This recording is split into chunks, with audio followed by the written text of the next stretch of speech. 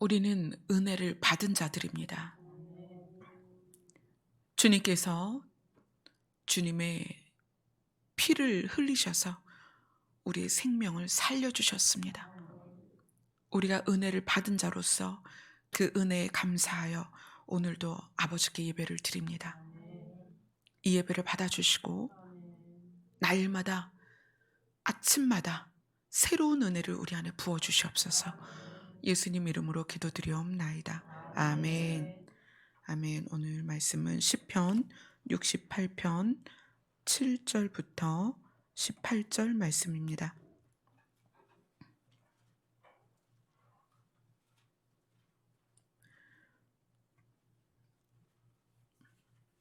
68편 7절부터 시작합니다. 18절까지입니다. 시작. 하나님이여 주의 백성 앞에서 앞서 나가사 광야에서 행진하셨을 때에 땅이 진동하며 하늘이 하나님 앞에서 떨어지며 저 시내산도 하나님 곧 이스라엘의 하나님 앞에서 진동하였나이다. 하나님이여 주께서 흡족한 비를 보내사 주의 기업이 곰핍할 때에 주께서 그것을 견고하게 하셨고 주의 회중을 그 가운데 살게 하셨나이다. 하나님이여 주께서 가난한 자를 위하여 주의 은택을 준비하셨나이다. 주께서 말씀을 주시니 소식을 공포하는 여자들은 큰 무리라. 여러 군대의 왕들이 도망하고 도망하니 집에 있던 여자들도 탈취물을 나누도다. 너희가 양 우리에 누울 때에는 그 날개를 은으로 입히고 그 깃을 황금으로 입힌 비둘기 같도다. 전능하신 이가 왕들을 그 중에서 흩으실 때에는 살몬의 눈이 날림 같도다. 바산의 산은 하나님의 산이며 바산의 산은 높은 산이로다. 너희 높은 산들아 어찌하여 하나님이 계시려 하는 산을 시기하여 보느냐. 진실로 여호와께서 이 산에 영원히 계시리로다. 하나님의 병거는 천천히요 만만이라. 주께서 그 중에 계심이 신의 산 성소에 계심 같도다. 주께서 높은 곳으로 오르시며 사로잡은 자들을 취하시고 선물들을 사람들에게서 받으시며 반역자들로부터도 받으시니 여호와 하나님이 그들과 함께 계시기 때문이로다. 아멘. 아멘. 오늘 다윗은 시를 시작하면서 이렇게 시작합니다. 7절에서 하나님이여 주의 백성 앞에서 앞서 나가사. 어디에서? 광야에서. 이스라엘 백성이 애굽에서 가나안으로 가기 위한 중간 과정이 광야였습니다. 애굽 백성이 애굽에서 이스라엘 백성이 차지한 위치는 종이었어요. 그렇지만 그들은 애굽이라는 곳에서 그 풍요로움을 누릴 수가 있었어요. 신부는 종이었지만 일을 하면 대가가 있었고 그 일이 고되긴 했지만 그들이 고기를 먹고 마늘을 먹고 부추를 먹고 이런 그 누림이 있었단 말이에요. 그런데 하나님께서 내가 더 좋은 걸 줄게. 나는 너의 신분을 바꿔줄 거야. 이제는 종이 아니라 자유인이 될 거고 너희가 매임이 아니라 풀림이 될 거야. 이렇게 가나안으로 옮기시면서 그러나 과정이 있는데 이곳을 지나가야 돼라고 말씀하신 곳이 광야입니다. 그런데 그 광야를 행진함에 있어서 단서가 뭐냐면 하나님이 백성 앞에서 앞서 나가셨다. 이렇게 말씀하시는 거예요. 그래서 이스라엘 백성들에게 실제로 보여주셨죠. 구름 기둥과 불 기둥이 있었다. 예전에 한번 제가 질문을 드렸어요. 여러분들도 한번 상상해 보세요. 구름 기둥이 백성들 앞에서 불 기둥이 백성들을 호위하면서 갔는데 구름 기둥과 불 기둥은 세로로 있을까요? 가로로 있을까요? 생각해 보신 적 있으세요? 기둥이라고 했잖아요. 불 기둥, 구름 기둥. 그럼 분명히 그 기둥의 형태였을 텐데 이 기둥의 형태가 이렇게 세로로 이스라엘 백성을 인도하였을까? 아니면 이렇게 가로로 인도했을까? 이것도 여러분이 한번 상상해 보세요. 세로요? 세로라고 생각하시는 이유가 뭐죠? 예? 기둥이니까 기둥이니까 세로로 있을 것이다. 예, 멀리서도 보일 수 있게. 하늘에 있으면 가로로 있어도 보이지 않을까요? 제가 이제 그거를 생각해 보면서 구름 기둥의 역할은 이스라엘 백성 200만의 백성이 광야를 지나가는 과정에서 햇빛을 가려주는 역할을 했을 텐데 그러면은 가로로 있지 않았을까? 막 이런 생각도 해보고 그랬습니다. 근데 뭐 그건 중요한 게 아니죠. 일단 이스라엘 백성이 광야에서 행진을 했어야 된다는 거예요. 근데 그 과정에서 하나님이 땅이 진동하며 하늘이 하나님 앞에서 떨어지며, 여기에서 8절에서 하늘이 하나님 앞에서 떨어지며, 이것은 다른 성경에서는 하늘의 비가 하늘에서 떨어졌다는 내용이에요. 그래서 요게 이제 9절에서 하나님께서 흡족한 비를 보내주셨다, 이렇게 다른 표현으로 나오죠. 그래서 8절을 보면 땅이 진동하며 하늘에서 하나님이 비를 내리시며 시내산도 하나님 곧 이스라엘의 하나님 앞에서 진동했다. 이것은 하나님께서 이스라엘 백성을 옮기시는 과정에서 땅과 하늘과 산을 움직이셔서 도우셨다는 거죠. 그래서 이스라엘 백성이 곤핍할 때 하나님께서 흡족한 비를 주셔서 그들을 지키셨고, 주의 회중을 10절에 보면 주의 회중을 그 가운데서, 어떤 가운데서? 하나님께서 지키시는 가운데에서 살게 하셨다. 그래서 그것을 한 단어로 이렇게 이야기를 합니다. 10절에 보면 주의 은택을 준비하셨나이다. 은택이라는 것은 은혜로 베푸시는 혜택입니다. 혜택. 이스라엘 백성이 광야에서 옷도 헤어지지 않고 신발도 닳지 않고 40년을 이동하면서, 사실 그 사망자, 그 애굽에서 출발하면서 있었던 사람들은 광야에서 다 죽었습니다. 근데 그 죽음을 맞이하는 그런 내용들이 자세히는 나오지 않지만 이 40년의 광야 생활 가운데 옷이 낡아지지 않고 신발이 헤어지지 않고 늘 먹을 것이 있었으며 목말라 죽은 사람은 하나도 없었다는 거예요. 그것이 뭐다? 그걸 단 한마디로 은택이다. 은택은 하나님이 자비와 긍휼로서 사람들에게 경험할 수 있는 혜택을 주셨다는 거예요. 사실 우리 모두가 그 은택 안에서 살고 있습니다. 뭐 금수저다, 흙수저다, 뭐 다이아몬드 수저다, 이거는 태어났을 때 본인이 소속되어 있는 가정에서 받을 수 있는 혜택, 그런 것들을 이야기하지만 모든 사람은 동일하게 태중에서 나올 때 아무것도 가지고 나오지 않아요. 동일합니다. 그리고 우리가 세상을 떠날 땐 정말 숟가락 하나도 가지고 갈 수 없어요. 내가 아무리 많은 것을 소유하고 있어도 이 땅을 떠날 땐 아무것도 가지고 갈 수 없다. 이것이 우리에게 동일한 조건이에요. 단지 이 동일한 조건에서 각 사람들이 소유한 것을 자기만 움켜쥐고 있으면 하나님의 뜻은 균등하게 하려 함이라. 성경에서는 그렇게 말씀하시거든요. 하나님은 나누고, 그래서 서로에게 부족을 채우는 그런 우리가 역할을 해야 되는데, 사실은 우리가 불균등한 삶을 사는 것처럼 보이는 이유는 하나님이 우리에게 너는 100을 주고 너는 20을 주고 그래서가 아니라, 누구도 아무것도 가지고 나온 것이 없는데 사람들의 욕심에 의해서 어떤 사람은 많이 가지고 있고 어떤 사람은 굶어 죽고 이런 상황이 온 거지, 하나님이 이것을 주도한 건 아니라는 거예요. 하나님은 그것을 성경에서 균등하게 하려 함이라. 그래서 서로 사랑하고 나누어라, 필요를 따라 공급해라, 이렇게 이야기하지만 사람들이 각자의 욕심 때문에 움켜쥔 것에 의해서 누군가는 부족을 느끼는 거예요. 그런데 하나님은 우리에게 어떤 모습으로 나타나시느냐? 은택을 준비하셨다. 은택.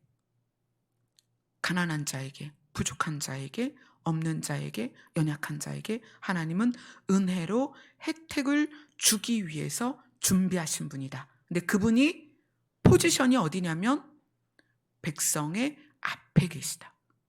이게 굉장히 중요한 거예요. 그래서 이 뒷부분은 이제 승리에 대한 고백을 합니다. 여자들의 큰 무리, 소식을 공포하는 여자들의 큰 무리. 이 여자들의 큰 무리의 대표적인 게 이스라엘 백성이 홍해를 건넜을 때 모세의 누나 누구죠? 미리암. 미리암이 홍해를 건너고 나서 막 찬양을 부르고 노래를 부릅니다. 그때 그 무리의 여자들이 미리암을 쫓아 노래를 불러요. 승리의 노래를 부르는 거예요.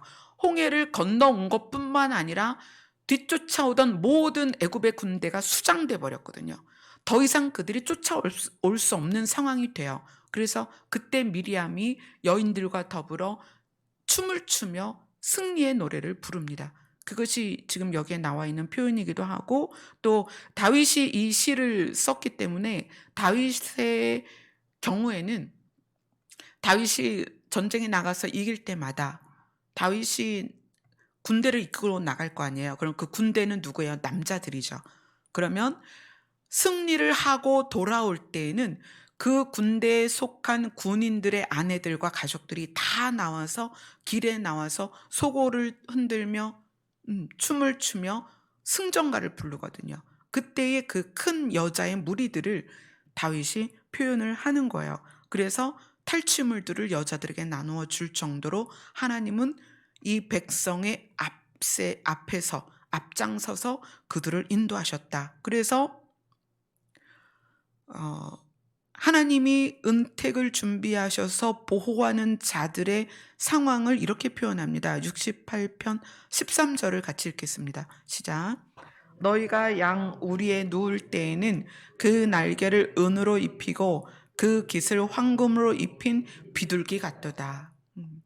비둘기가 우리에게는 이제 평화의 상징인데, 여기에서 날개가 은으로 입혀지고 그 깃을 황금으로 입힌 비둘기라고 하니까 얼마나 그 평안을 극대화시킨 표현이겠어요. 그래서 하나님이 은택을 준비하시고 그 가운데 살게 하신 자들은 전쟁이 있을지라도 결과적으로는 이렇게 황금을 입힌 비둘기처럼 평안 가운데 있을 수 있다. 이렇게 다윗이 이 노래를 사람들과 함께 불렀습니다. 자, 하나님이 주의 백성 앞에서 앞서 나가신다라는 의미는 성경에서 이런 표현으로 많이 표현이 되죠. 다윗이 이렇게 고백을 했습니다. 여호와는 나의 목자시니. 이 이스라엘 백성이 성경을 통해서 하나님을 목자로 표현한 이유는 그들에게는 이제 목축이 굉장히 가까운, 가장 흔히 볼 수 있는 직업이었고, 또 예를 들어서 표현할 때 가장 적합한 표현이기 때문에 그래요. 그래서 다윗이 시편 23편을 통해서 그 부분을 고백을 하죠. 시편 23편을 같이 보도록 하겠습니다. 시편 23편 1절로 6절입니다. 같이 읽습니다. 시작. 여호와는 나의 목자시니 내게 부족함이 없으리로다. 그가 나를 푸른 풀밭에 누이시며 술 많은 물가로 인도하시는도다. 내 영혼을 소생시키시고 자기 이름을 위하여 의의 길로 인도하시는도다. 내가 사망의 음침한 골짜기로 다닐지라도 해를 두려워하지 않을 것은 주께서 나와 함께 하심이라. 주의 지팡이와 막대기가 나를 안위하시나이다. 주께서 내 원수의 목전에서 내게 상을 차려주시고 기름을 내 머리에 부으셨으니 내 잔이 넘치나이다.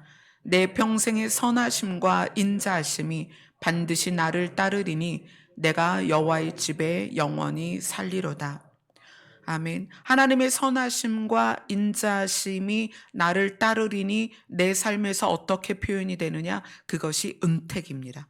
하나님께서 은혜의 혜택을 우리에게 주셔서 우리를 인도하시는데 결과적으로 어디까지? 여호와의 집까지 인도하실 것입니다. 그런데 중요한 것은 과정이 있다는 거예요.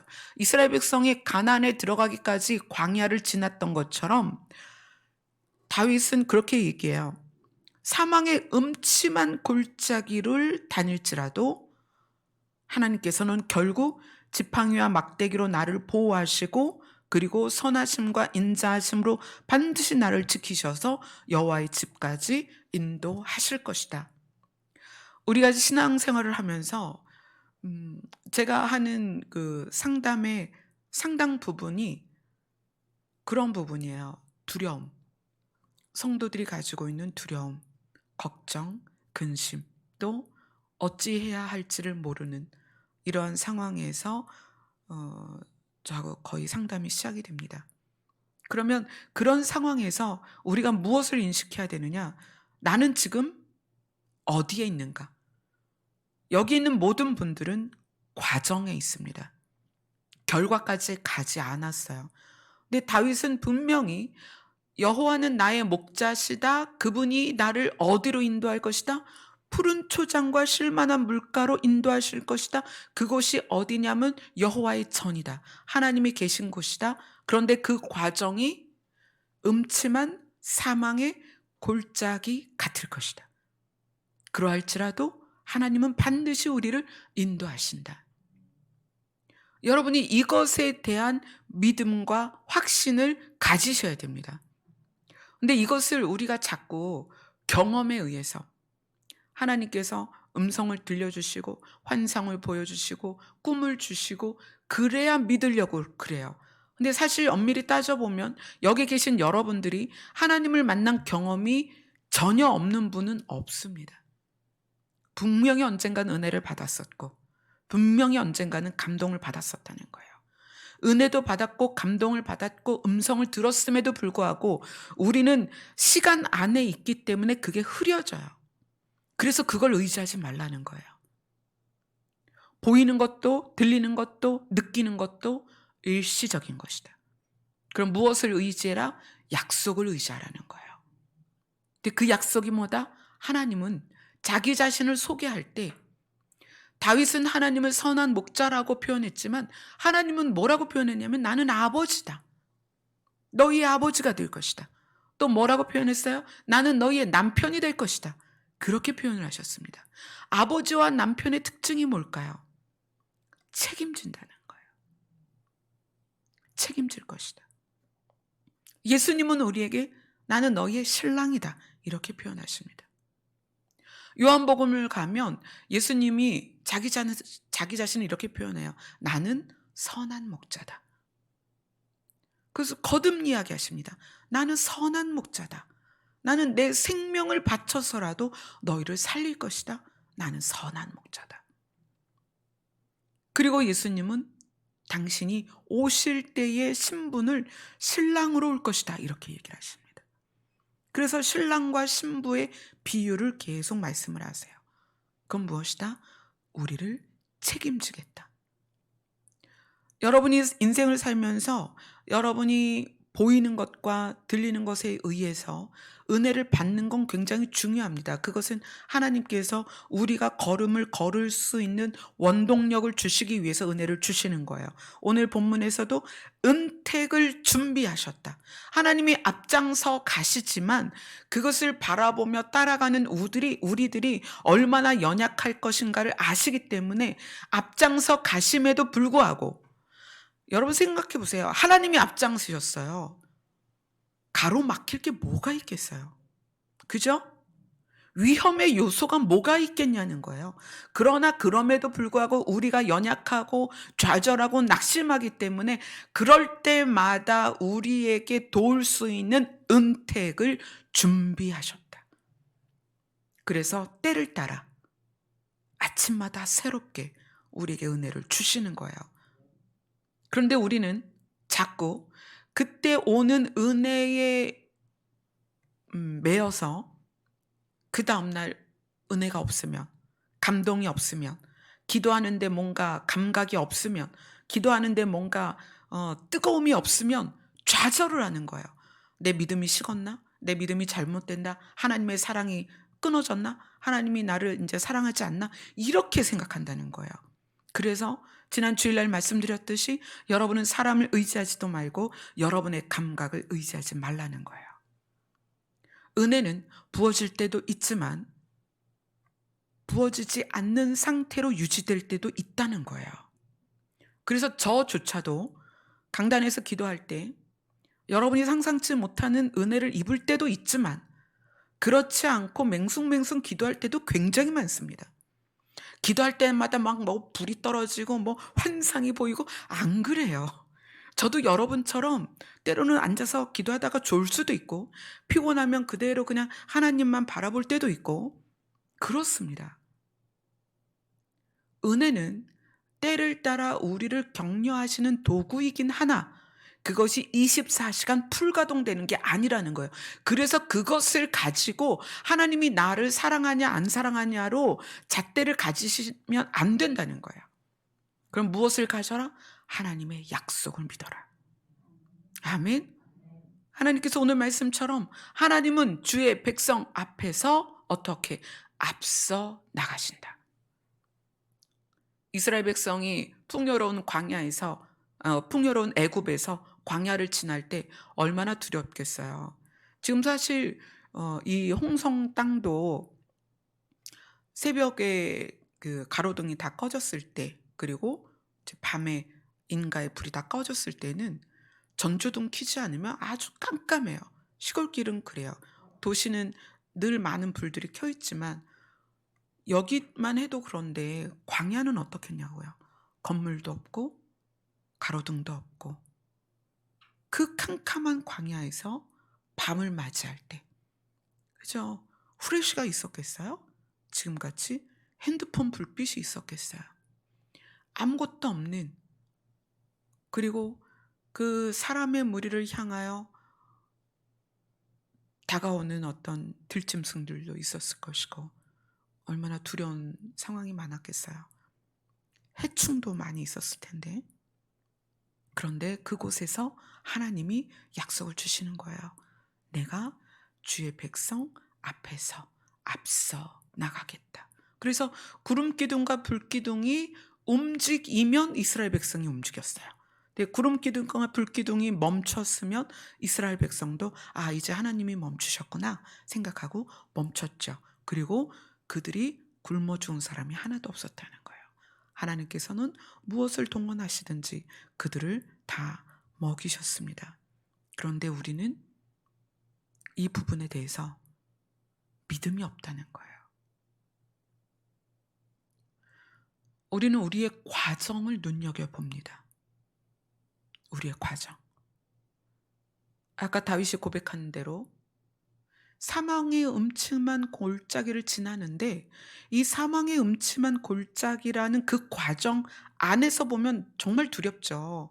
얼마나 캄캄하고 어둡고 무섭겠어요. 그 사망의 음침한 골짜기는 또 다른 곳에서는 이렇게 표현을 해요. 음, 바알의 선지자나 아세라의 선지자나 그런 그 이방 신을 섬기는 사람들이 이방 신에게 가장 좋은 제물로 사람을 죽여서 바쳤어요. 때로는 그게 자기 자식일 때가 있었어요. 근데 그걸 어디서 하냐면 그 골짜기에서 하는 거예요. 골짜기에서 자기 자식을 각을 떠서 피를 내서 자기들이 섬기는 신에게 바쳤단 말이에요. 그러니까 그 골짜기 자체를 지나간다는 건 정말 무서운 일이죠. 근데 그럼에도 불구하고 하나님이 목자가 되어주셔서 자기를 인도하신다는 거예요. 목자의 특징은 반드시 양을 먹인다. 그리고 몽둥이를 갖든 어떤 무기를 갖든 칼을 갖든 들짐승에게서 양을 지킨다. 그래서 다윗은 하나님을 목자의 비유를 했다는 거예요. 그래서 그 목자가 양들에게 꼴을 먹이고 어떻게 해요? 우리로 데려가죠. 그래서 우리에서 잠을 재우면 양들은 안식을 얻는 거예요. 근데 오늘 이 시에서 그 양의 우리에 들어간 자들이 어떻다? 날개를 은으로 입힌 것 같고 그 깃을 황금으로 입힌 비둘기 같다는 거예요. 얼마나 아름답고 얼마나 귀하고 얼마나 평안한지 하나님이 그 백성을 그렇게 대우를 하셨다는 거예요. 은택을 준비하셔서. 이것이 이스라엘 백성의 문제만이 아니라 우리 모두에게 하나님은 그렇게 하신다는 거예요. 여러분의 상황을 보고 두려워할 것이 아니라, 여러분의 상황 때문에 낙심할 것이 아니라 결과를 기대하라는 거예요. 하나님은 반드시 그 결과까지 우리를 데려가신다. 그 결과는 무엇이냐면 하나님의 보좌가 있는 하나님의 나라다. 아멘. 어제하고 오늘은 저는 한 3-4일 시간이 경과한 것 같은 그런 느낌이에요. 어제 목요일 날 아침 8시 30분부터 오늘 오후까지 얼마나 바빴냐면, 어제가 목요일이었잖아요. 찬미 병원을 가야 되고, 찬주를 학교에 데려다 줘야 되고, 성찬이는 병원을 가야 되는 거예요. 그래서 아침 8시 반에 성찬이를 태우고 찬주를 태우고 출발을 했어요. 그래서 가는 길에 찬주를 학교에서 내려주고, 그 다음에 성찬이를 병원에 12시에 내려주고, 그 다음에 서울대병원으로 갔어요. 서울대병원으로 가서 찬미도 만났지만 중국 선교사님을 만났어요. 저희 교회에서 후원하는 중국 선교사님이죠. 선교사님을 만나서 그분의 이제 중국에 있는 부모님과 아들의 이야기를 듣고, 그래서 약품이 굉장히 필요하다는 상황을 이야기를 들었어요. 그래서 이제 중국에, 지난번에도 중국에 한번 약품을 보냈었는데 이번에도 약품이 좀 많이 필요할 것 같아요. 그 부모님이 요양원에 들어가셨는데, 우리나라 같이 요양원이 잘 준비돼서 이렇게 되는 게 아니라 약품이 너무 필요한 거예요, 요양원에 계신 분들이. 그리고 선교사님 오빠도 그렇고 또 그 약품 필요한 분들이 너무 많고, 그래서 그 약품 목록을 받았어요. 그래서 이제 그런저런 이야기하고, 그 선교사님이 그 간병인으로, 활동 보조인으로 일을 하시기 때문에 또 아프신 분을 모시고 왔어요. 그래서 그분하고 이렇게 대화를 하면서 시간을 보내고, 그리고 찬미가 병원에서 이제 검사를 진행하다 보니까 과거 병원의 의무 기록을 다 가져오라고 그렇게 얘기를 해서, 찬미가 다녔던 병원이 3군데거든요. 아산병원, 국립정신의료원, 삼정병원, 거기에서의 의무 기록을 다 가져와라. 그래서 삼정병원하고 아산병원 의무 기록은 이제 이미 띄었고, 그리고 국립정신의료원을 또 그 와중에 가서 의무 기록을 띄어서 서울대병원에 제출을 했어요. 근데 이제 그 다음 일정이 있는데, 그 다음 일정이 야탑에서 이제 상담이 있었어요. 근데 시간을 알아봤을 때 야탑까지 한 30분이면 가겠다. 그래서 일정을 쫙 짰는데 막상 스타트를 했는데 2시간이 걸리는 거예요, 야탑까지. 근데 그 야탑에서 일정이 끝나고 홍성으로 돌아오는 게 아니라 제가 청강대를 가서 찬주를 픽업을 해야 돼요. 요즘 기말고사 기간인데, 찬주는 이제 그림을 그리는 아이다 보니까 기말고사에 필요한 과제는 그림을 그려야 되는데, 그림 그리는 그 설비가, 도구가 다 집에 있단 말이에요. 그건 이렇게 덩치들이 너무 커서 가지고 다닐 수가 없는데, 그러니까 학교 끝나고 집으로 와서 과제를 해가지고 오늘 제출을 또 해야 되는 거예요. 그래서 찬주를 픽업을 가기로 했는데 야탑으로 가는 시간이 2시간이 걸리다 보니까 안 되겠는 거예요. 그래서 찬주야, 너와 청강대에서 야탑까지 와라. 그렇게 얘기를 해서 야탑으로 2시간 이동해서 1시간 상담을 하고, 찬주가 야탑에 도착해서 태우고 홍성까지 오니까 밤 10시가 된 거예요. 밤 10시가 돼서 또 중간에 또 성찬이는 서울에서 병원에서 마치고 있다가 홍성으로 오면서 터미널에서 내렸어요. 그래서 픽업을 해서 성찬이도 집에 데려다 주고, 그러면서 밤 10시가 넘고 저는 이제 집에 가서 마무리 일을 하고, 그리고 오늘 새벽에 찬주 첫 수업이 아침 9시인데 그걸 또 데려다 줘야 되는 거예요. 그래서 새벽에 5시 반에 기상을 해서 준비를 해서 찬주를 또 태워서 오늘 아침에 학교에 데려다 주고 오니까 12시가 된 거예요. 오늘 하루 아침이 그렇게. 그래서 어제부터 얼마나 바쁘게 지났는지 몰라요. 그러니까 천주가 이제 너무 엄마한테 미안하다고. 그리고 끝난 게 아니죠. 또 천주가 학교에서 와야 되는데 과제 때문에 한 일주일을 밤을 샌 것 같아요. 근데 밤새 그림을 그리느라고. 그래서 오는 차편에 아이가 그 무거운 가방을 들고 그 도구들을 들고 오는 게 너무 힘들 것 같다고 또 부목사님이 데리러 갔다가 오셨어요. 그래서 부목사님은 어제 오늘 한 운전만 20시간 이상 하신 것 같아요. 아무튼 그런 상황이었어요, 오늘까지. 근데 이제 천주 입장에서는 너무 미안해하는 거예요. 엄마도 바쁘고 목사님도 바쁘신데 자기를 위해서 그렇게 왔다 갔다 해주는 게 너무 미안하다고. 그런데 제가 그런 얘기를 했어요, 천주한테. 내가 엄마니까 그걸 하는 거야. 그죠? 옆집 아이가 그런 일이 있으면 제가 그렇게 하겠어요. 그러나 천주는 제 딸이고 저는 엄마고 제가 그 아이를 지켜야 되니까. 그래서 그 다음에 이렇게 얘기했죠. 그래서 하나님이 우리를 그렇게 돌봐주시는 거예요. 오늘 말씀이 하나님이 주의 백성 앞에서 앞서 나가신다. 어디에서? 광야에서. 여러분이 하나님을 아버지라고 부른다는 것은 하나님이 아버지로서의 책임을 지실 거에 대한 믿음을 가지셔야 됩니다. 하나님은 반드시 책임을 지십니다.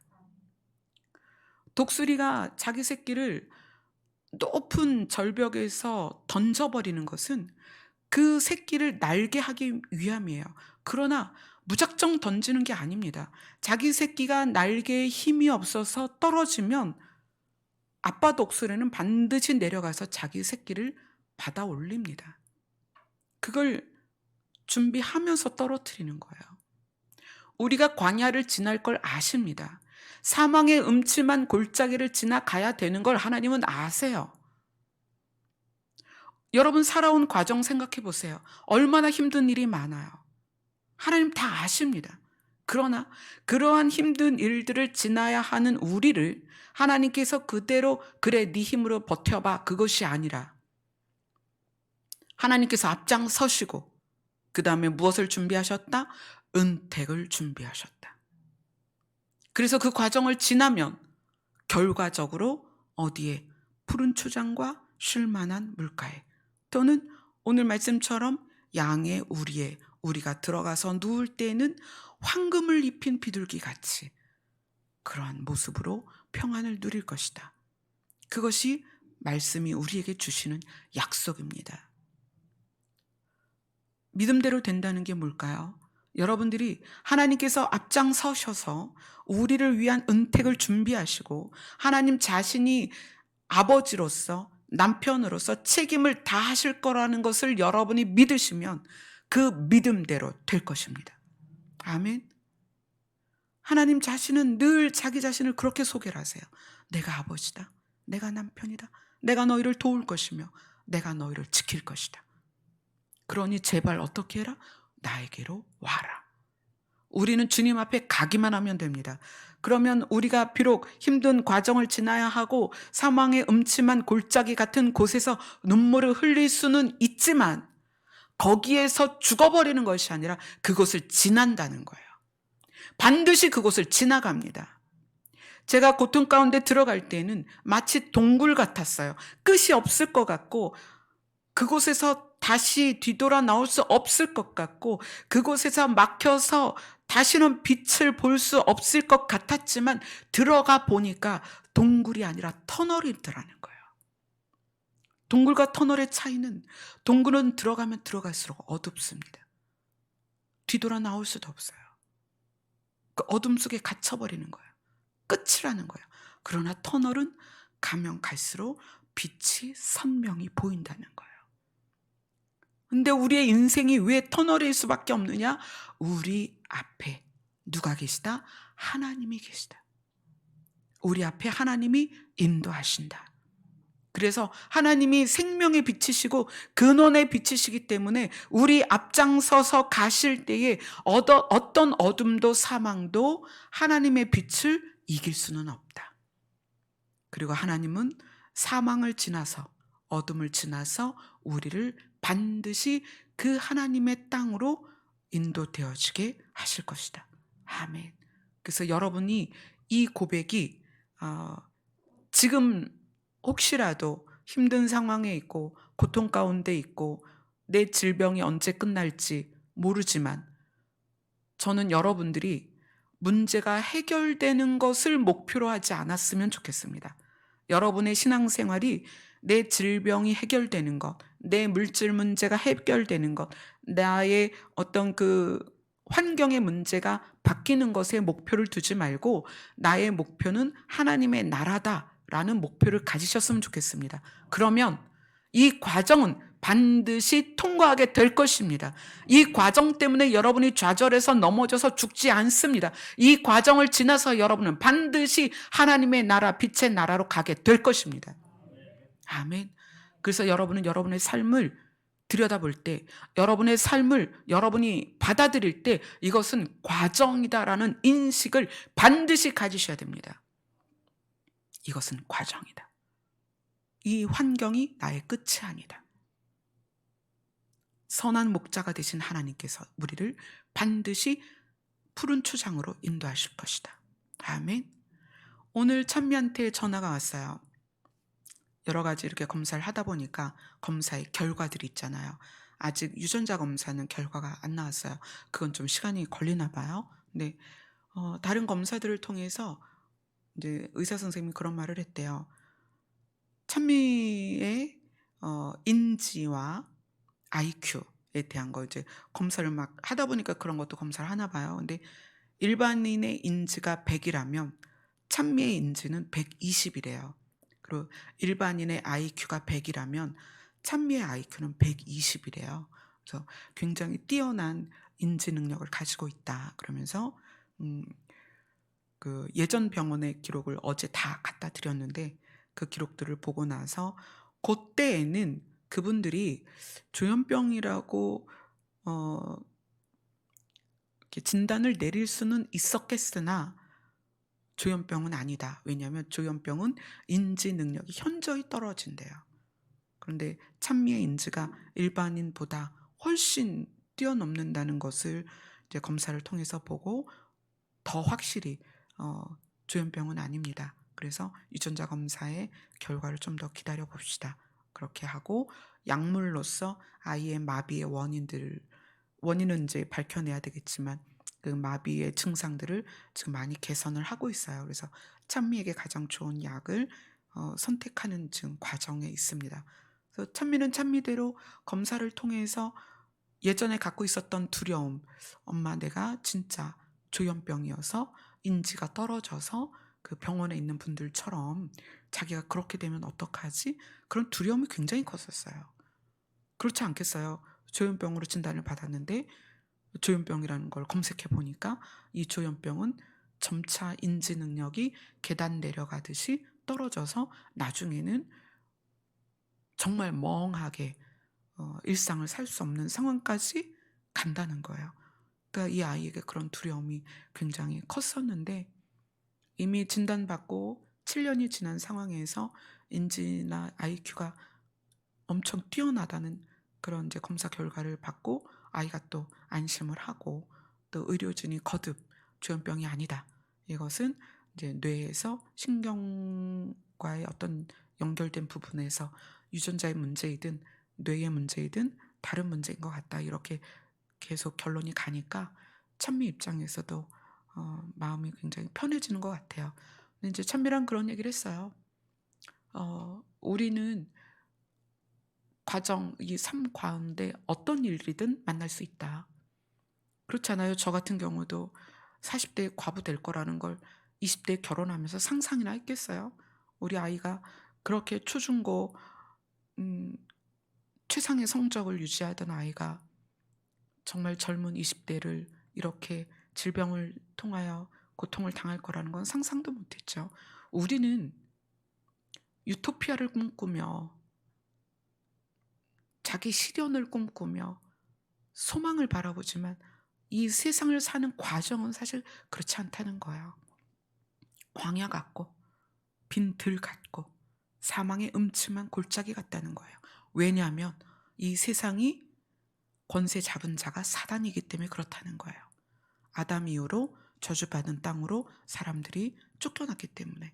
그러나 하나님이 그래 너희가 쫓겨났으니까 이 땅에서 그걸 경험하면서 살고 그걸로 끝나라, 그게 아니라 어떻게 하셨다? 광야의 앞에서 하나님이 앞장서셨고 은택을 준비하셨다. 아멘. 그래서 우리는 이 땅에서 사는 것이 다 은혜다. 사망 가운데 있어야 될 우리가 은혜 가운데 있는 거예요. 그리고 우리는 하나님의 나라까지 무사히 도착할 것입니다. 아멘. 그것을 여러분이 붙잡고 믿으시고, 우리가 환경 가운데 어떤 상황을 만나더라도 그것이 나의 결론이 아니다. 나는 하나님께서 반드시 쉴만한 물가로, 푸른 초장으로 하나님 인도하실 거라는 것을 믿으시기 바랍니다. 아멘. 찬송가 아까 찬양했던 251장입니다.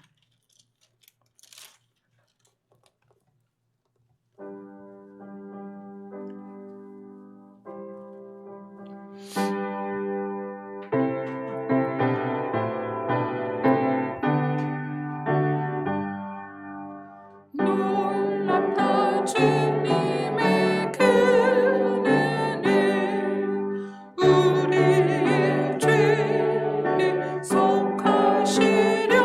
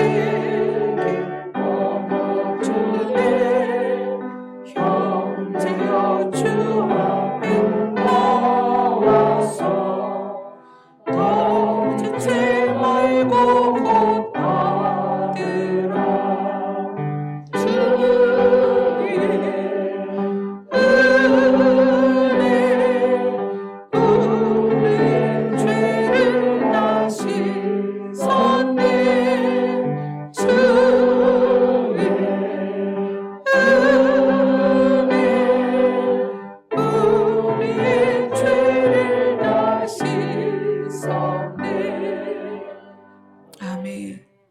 우리는 은혜 안에 있지만 여전히 불확실성의 시대를 살아가고 있고 불안전하고 불투명한 미래를 가지고 있습니다. 이러한 때에 우리가 어떠한 일을 경험하게 될지 모르지만 그 모든 일들은 과정입니다. 그 상황이 우리의 결론이 아닙니다. 그 과정 안에서 주님은 선한 목자가 되셔서 우리의 앞장 서실 것이고 목자장이 되셔서 우리를 반드시 하나님의 푸른 추장과 쉴만한 물가로 인도하실 것입니다. 아멘. 그것을 믿는 믿음이 여러분을 그 모든 과정을 이기게 할 것입니다. 아멘. 주의 이름을 부르는 귀한 한 시간 되시길 바랍니다. 기도하겠습니다.